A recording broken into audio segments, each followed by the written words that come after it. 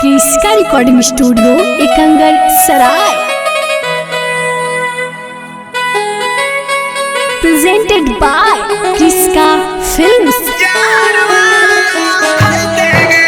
कैसे जइये बैठे जय माला वाला भरवा रहते गे।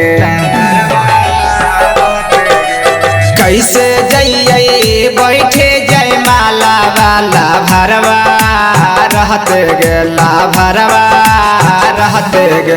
स्टेशन में ला गइले होइया रवा जहरवा खइते गे। स्टेशन में ला गइले होइया रवा जहरवा खइते गे। मारी ले तोय दिलवा में गोले आ सफरिया बैठते गे सफरिया बैठते गे। स्टेशन में ला गइले होइया रवा जहरवा खइते गे। स्टेशन में ला गइले होइया रवा जहरवा खइते गे। Music by Mohan Yadav.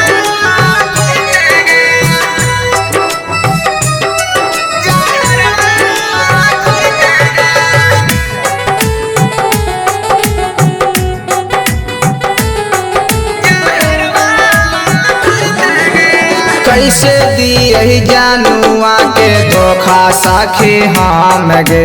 जिए मारे के साथ खैले हल्का शाम गे। कैसे दिए जानुआ के धोखा साखी हम गे। जिए मारे के साथ खैले हल्का शाम गे।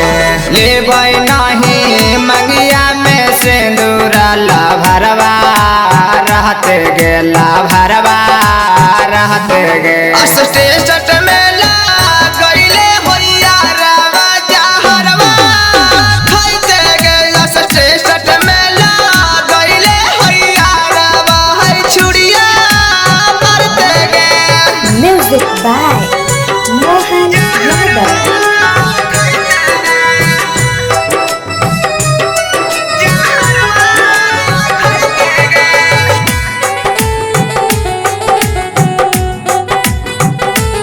क्रिस्का रिकॉर्डिंग स्टूडियो एकंगर सराय।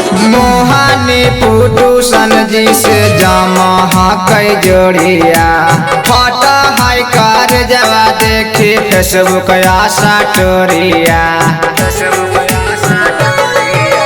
मोहानी पुटूसन जी से जामा कई जोड़िया फोटो हाई कर जवा देखी फेसबुक आशा टोरिया।